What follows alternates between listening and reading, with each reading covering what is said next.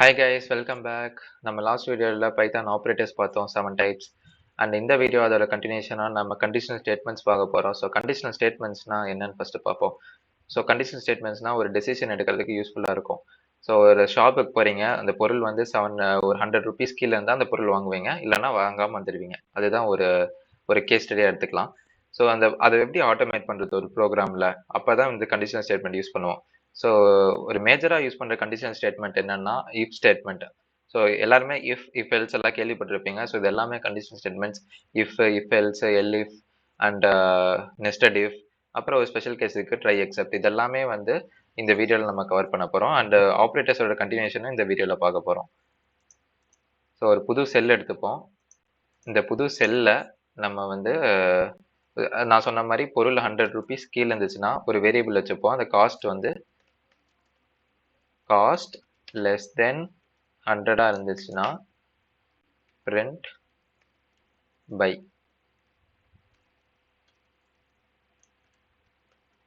கரெக்டா? இன்புட் வேணும்ல, ஃபர்ஸ்ட் இந்த காஸ்ட் டிஃபைன் பண்ணணும்ல. காஸ்ட் எப்படி வாங்கலாம்? Cost equal to input of enter the cost அப்படின்னு கொடுக்குறோம். நீங்கள் கொடுக்காம கூட இருக்கலாம், நம்ம ஒரு அண்டர்ஸ்டாண்டிங்க்கு தான். இதை நம்ம ரன் பண்ணால் இங்கே ஒரு எரர் அடிக்கும். நீங்கள் அதை நோட் பண்ணியிருந்தீங்கன்னா ஒரு மிஸ்டேக் பண்ணியிருக்கேன்.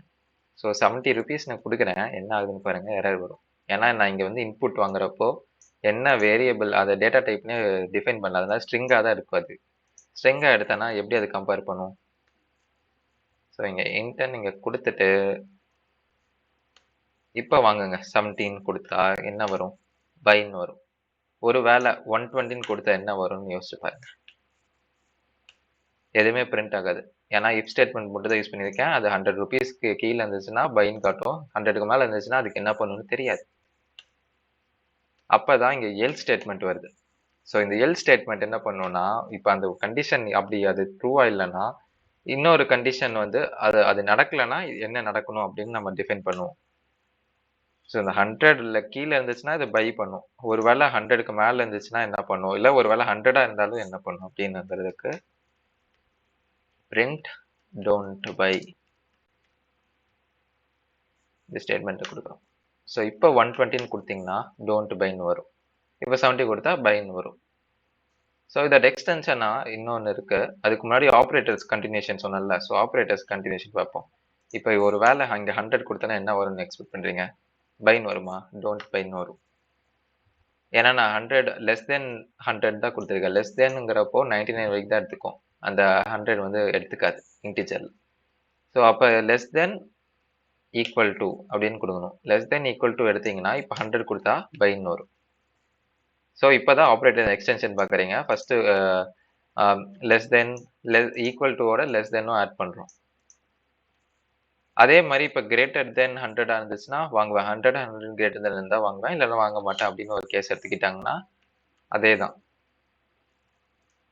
அதே மாதிரி இன்னும் 2 ஆப்ரேட்டர்ஸ் இருக்கு, ஈக்குவல் டு. இப்போ இதை எடுத்துக்கலாம். இஃப் காஸ்ட் ஈக்குவல் டு 100னா இப்போ 100 இருந்தால் மட்டும்தான் வாங்குவேன், இல்லைன்னா வாங்கவே மாட்டேன். அதுதான் இதோட அர்த்தம். இப்போ நான் 120 ரூபான்னு இருந்துச்சுன்னா அந்த பொருள் வாங்க மாட்டேன்.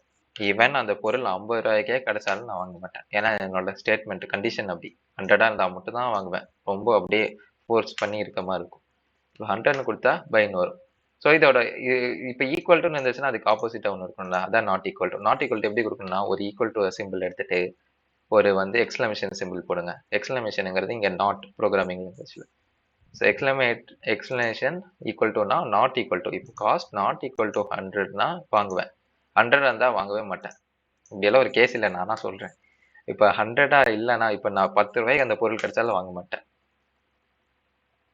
சாரி, இப்போ நான் 100 இல்லைன்னா if 100 cost not equal to 100னா வாங்குவேன். ஐ மீன்ஸ் நாட் ஈக்குவல் டுன்னா வாங்குவேன். கரெக்டாக, நாட் ஈக்குவல் டு 100, நான் கன்ஃபியூஸ் ஆகிட்டேன். ஸோ நாட் ஈக்குவல் டு 100னா 100. இப்போ ரன் பண்ணி பார்ப்போம். இப்போ 100ன்னு கொடுத்தா இங்கே என்ன வரணும்? டோன்ட் பைன் தான் வரும். இப்போ 19 கொடுத்தா பைன் வரும். 100 இருந்தால் தான் வாங்க மாட்டோம். இப்போ 110 கொடுத்தாலும் பை தான் வரும். இப்போ 100ன்னு கொடுத்தா வாங்க மாட்டோம். வேற எந்த காஸ்டா இருந்தாலும் வாங்குவோம். அதோட மீனிங் இதுதான், நாட் ஈக்குவல் டு. ஸோ இது வந்து இந்த கேஸுக்கு யூஸ் பண்ண முடியாது. நான் சும்மா ட்ரை பண்ணி பார்த்தேன், அதனால கன்ஃபியூஸ் ஆயிடுச்சு. நீங்க வேற ஏதாவது நல்ல கேஸ் எடுத்து நீங்க ட்ரை பண்ணி பார்த்துக்கோங்க. ஓகே, இது வந்து இது எக்ஸ்டென்ஷன் ஆஃப் ஆப்ரேட்டர்ஸ்.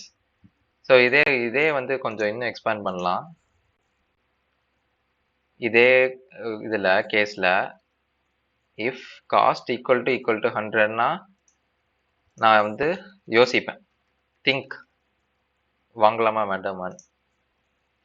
எலிஃப் இப்போ 100 கீழே இருந்துச்சுன்னா கண்டிப்பா வாங்கிடுவேன்.